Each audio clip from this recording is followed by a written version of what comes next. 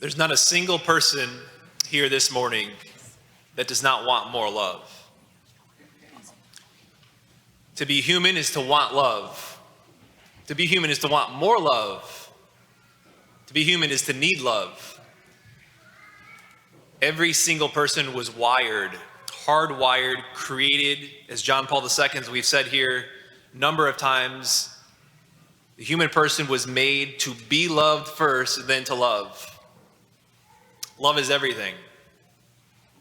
Like, you can't argue with that. No one argues with that. It's not as if somebody, even in this church right now, would be willing to stand up and say, you know what? Love's not everything, actually. It's not that important. Right? No one does that. No one's willing to do that. No one thinks that.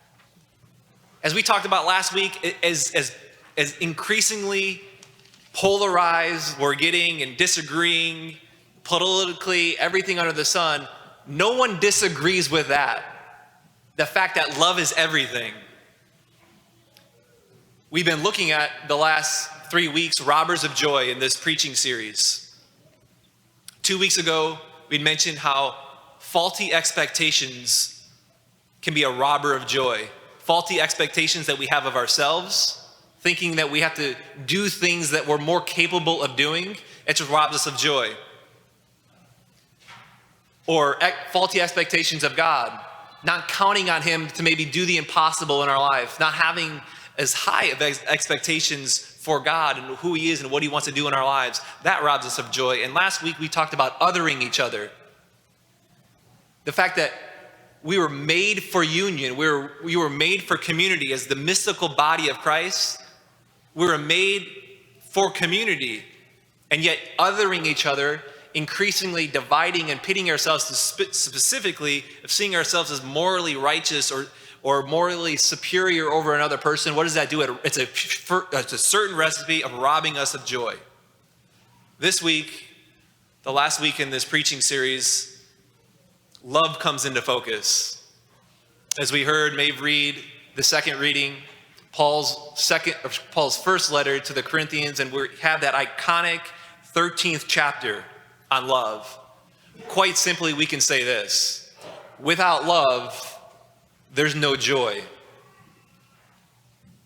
I was reminded of this on Monday. I was at home. My twin sister has a 2-month-old right now. It's always crying. It's got to a point on Monday where I just said, what's the matter with it now? And at one point, my sister had just given him, right? Just given John a bath, had just put on, fed it, changed its diaper, just gave it a bath, put on new clothes, and it's laying down on its back. She was in the kitchen. It just threw up everywhere to the point the throw up was dripping down its back, around its neck. And I just said, Jen, there's an issue here. And was she momentarily frustrated? Yeah, she was. And I saw that. But then quickly just turned to picking him up, taking his clothes off, giving him a bath. Motivated by love, there was joy when she did it. And see, that's the distinction Paul makes here in our second reading. This makes this critical distinction. And when we hear this reading on love, which is common in weddings, and it's nice, and we see love is patient, love is kind, love is not jealous, we can kind of have this nice idea of love that goes right along with our culture and society to say that love is strictly an emotion or it's a feeling. But it's not what Paul is saying here. What Paul brings out here is to say that love is an action. It's an action. Beginning in verse 4, Paul gives this list of all these things that love is. I think it's 7 things that love is, and then 7 things that love is not. And in the English translation, what comes off is as him using as adjectives. Love is patient, love is kind. But in the Greek, that's not what Paul's doing. Paul's actually using, each time he's using a verb. So more true to what Paul is saying and true to what love is and what Paul's talking about, it's this. It's love does patience. Love does kindness. Love does not do rudeness. So if you want a gut check, Like later today, this afternoon, tonight, go home, reread this 13th chapter, and whenever you see love, put your name in there. Mark does patience. Mark does kindness. Mark does not do jealousy. Mark does not do being rude. I get to that far and I'm like, all right, I want to stop doing this exercise. As we examine our conscience against the 10 Commandments, it's a good idea to examine our conscience with this 13th chapter. And we realize of how much more the Lord needs to purify our hearts and purify our love and what he's calling us to do, and how we're not there. It's a robber of joy. And so Paul's very clear here that love here is an action that chooses to do certain things and chooses not to do other things. To say that love is not passive, it's active. And that's why the church fathers has always said that the opposite of love is not hatred, but rather the opposite of love is indifference or apathy.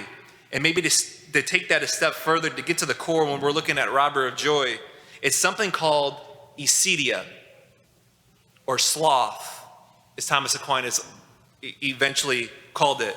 You may remember that there's 7 deadly sins or 7 capital sins. That's just capital sins, meaning head, is like these 7 capital sins, these 7 deadly sins, they're capital because oftentimes other sins flow out through them. And we know them as pride, greed, lust, envy, anger.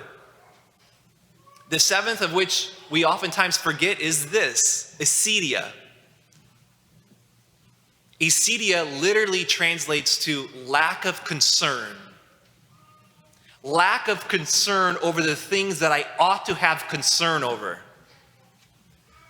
Someone once said, a philosopher in the early 20th century, German philosopher, said that acedia is the fundamental ill of our time as moderns. So commonly we hear sloth, and our mind ultimately goes to kind of like that animal that moves real slow. Or when we think of sloth, we just think and associate with laziness. But acedia is different than just laziness. Acedia can express itself not simply in laziness, but also in excessive activity. So you're running around doing all these different things, moving from one activity to another, busy. One can be a workaholic and always be busy and suffer from acedia or sloth. It's like, I want to do anything but the one thing that I'm supposed to be doing right now. And that's a robber of joy. If you ever heard the phrase, the noonday devil.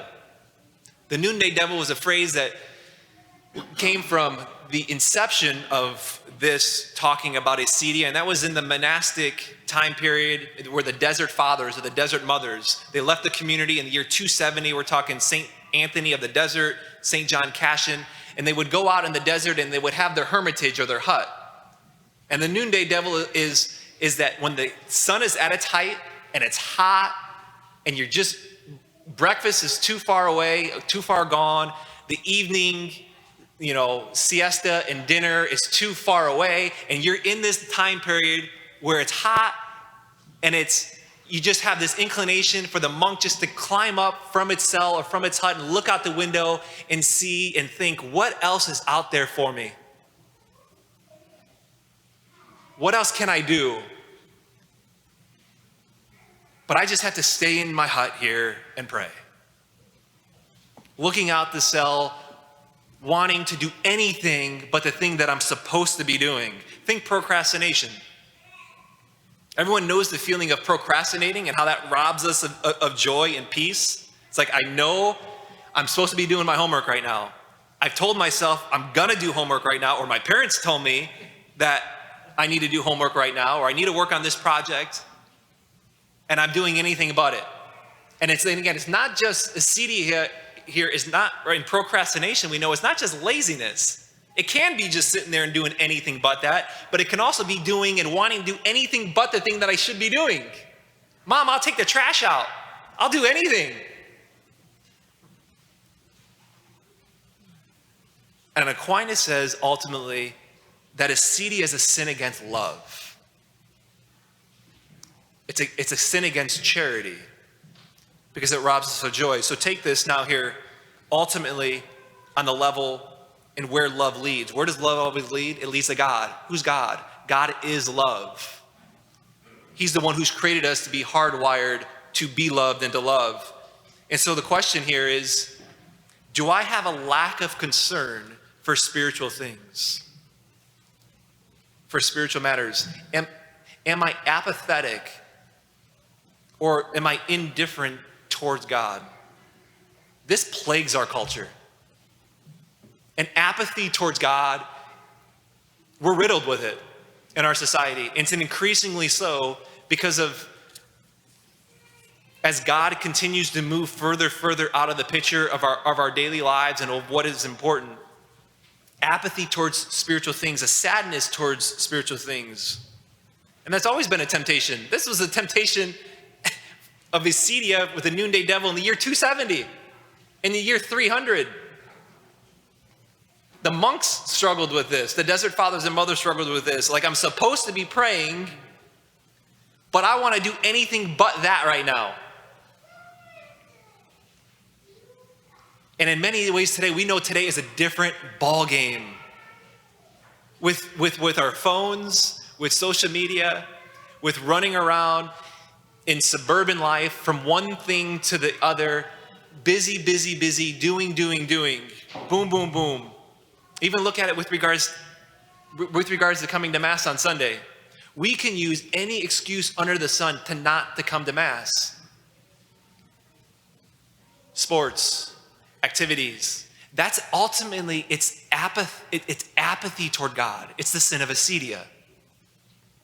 Of doing other things, wanting to do other things than the thing that I should be doing. What's the ultimate aim? It's the worship of God. It's keeping him first. Prayer life.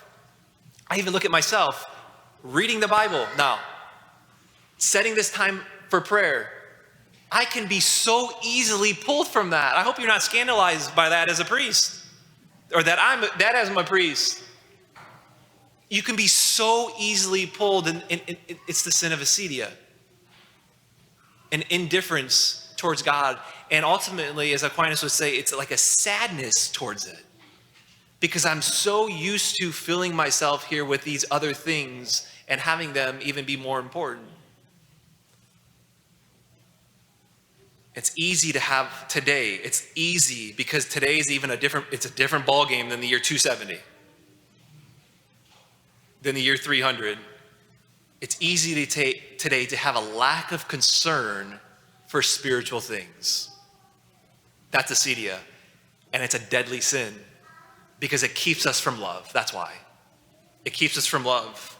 And who's literally love? Literally, it keeps us from love because God is love. And it's who our heart was made for and longed for. So we need to be especially attentive today from being pulled away from the spiritual life. So what is it in my life that contributes to acedia or spiritual sloth? That contributes to me to being apathetic or indifference towards God, who is love. What's the remedy? The remedy of acedia? Church fathers say it's love. Paul says it right here in the beginning of this reading. He says, all these other things, you can have all these other things and you can do these things, these good things, but if you don't have love, all of it's nothing. You can do all these great things, but if there's not love, forget it. And so he says, let me teach you the more excellent way here, he says in the beginning. And then he goes on to this litany on what love, not just what is as far as adjectives, but what love does.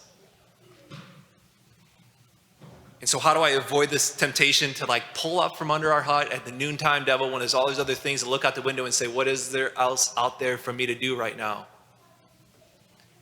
It's to keep our eyes on him. It's to keep our eyes on the cross, who is love, and his action on the cross, which is the most thing that points to love. And maybe just in closing here, I don't think there's a person here as well that doesn't think and have a desire, and I want to be more patient. Here's what love does. I want to be more patient with my wife. I want to be more patient with my children. I want to be more patient with my siblings or my parents or my coworkers. I don't want to be as rude. I don't want to hold on to jealousy as much. And as we know, it's not a matter of waking up tomorrow morning and say, all right, tomorrow I'm just going to be more patient. I'm going to just muster it up and do it. It happens through a deeper conformity to the person of Jesus Christ. Our hearts are limited. The amount of love that we can give is limited, but his love isn't, because he is love. And so the more our heart is conformed to Jesus Christ, the more we can love. The more we can do love. Be on the guard of this robber of joy, Acedia, as it opposes love, and our joy can be increased to the extent that we conform our lives to Jesus.